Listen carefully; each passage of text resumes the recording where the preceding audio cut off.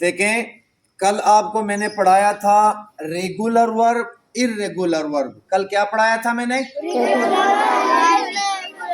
آج جو آپ کو میں سبق پڑھانے جا رہا ہوں یقیناً جتنے بھی ہمارے دیکھنے اور سننے والے ہیں تو ان کو بھی خوشی محسوس ہوگی. جن کو میں پڑھا رہا ہوں یہ ہماری پلے سے لے کر نا تقریباً یہ کیا لو 6 کلاس تک ہمارے اسٹوڈنٹس ہیں.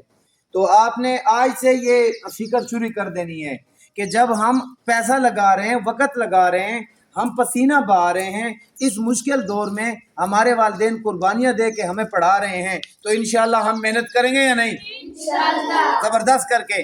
خالی یہ نہیں کہ مجھے پیسے ملیں، آپ آئیں اور جائیں، بس یوں سلسلہ چلتا رہیں.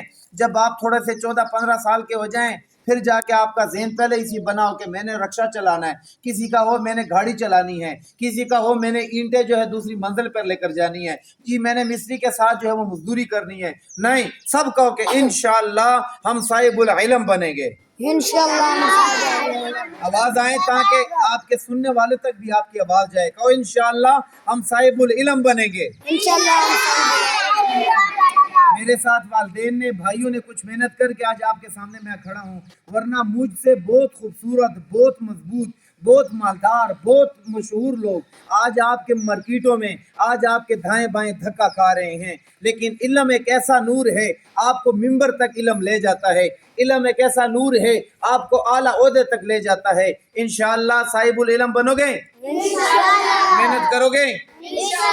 آ جائیں. تو کل آپ کو میں نے پڑھایا تھا ریگولر ورب ارریگولر ورب. آج ایک اور دو آپ کو ورب پڑھا رہا ہوں، ان کی ہمیں ضرورت پڑتی ہے. بھلے آپ 5 سے لے کر آپ ایم اے تک چلے جائیں، ہر کلاس میں ہمیں اس کی ضرورت پڑتی ہے. نمبر 1 ٹرانزیٹیو ورب. کیا؟ میں نے دونوں کے آخر میں آ کے یہ سیکھا. ہاں، ٹرانزیٹیو ورب، انٹرانزیٹیو ورب.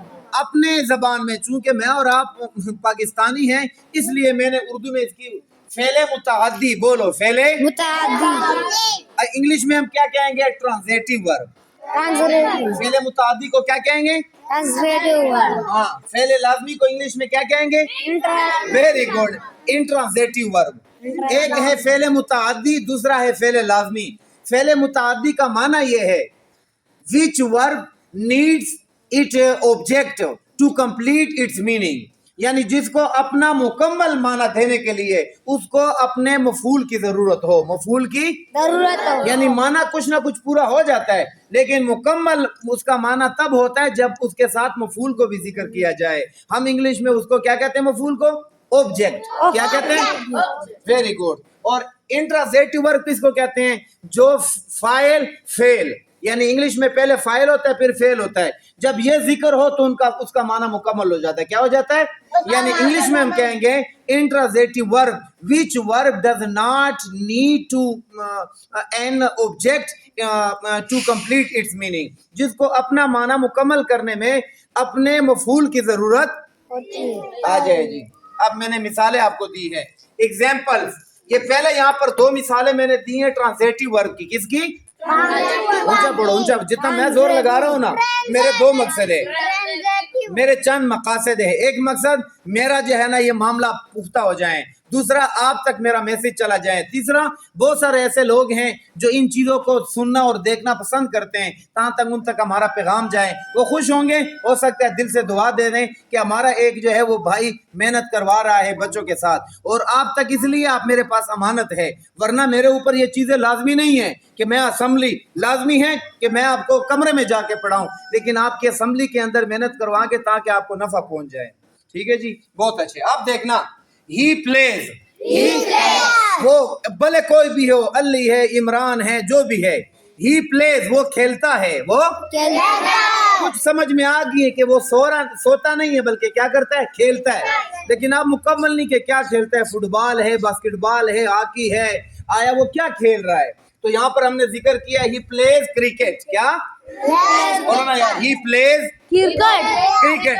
وہ کرکٹ کھیلتا ہے. کیا کھیلتا ہے؟ اب معنی پورا ہو گیا ہے. لیکن اگر یہ مفعول ذکر نہ ہو، معنی کچھ پورا ہوتا ہے لیکن مکمل. دوسری مثال، دے ایٹ فوڈ. دے وہ کھاتے ہیں، چاہے سارے مرد ہو، ساری عورتیں ہو یا مکس ہو، بہرحال مور دین ون، ایک سے زائد ہو، تو اس لیے میں نے یہاں پر دی ذکر کیا. ہاں، دے they eat, they وہ کھاتے ہیں.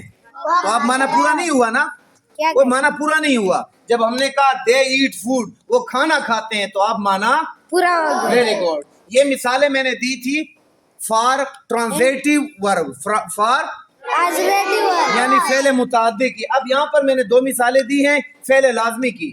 یہ زیادہ تر علماء حضرات کے لیے ہیں, وہ اس کو بخوبی جانتے ہیں کہ فعل متعدی کیا ہے اور فعل لازمی کیا ہے.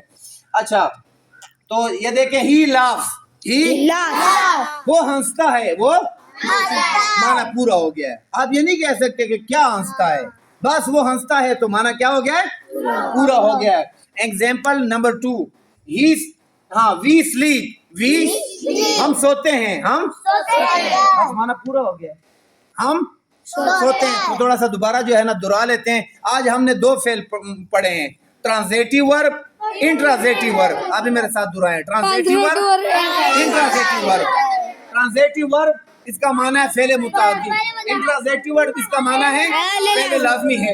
مثالوں کے ساتھ, یعنی ٹرانزیٹو ورب جس کو مفعول کی ضرورت ہو, انٹرازیٹو ورب جس کو مفعول کی ضرورت نہ ہو.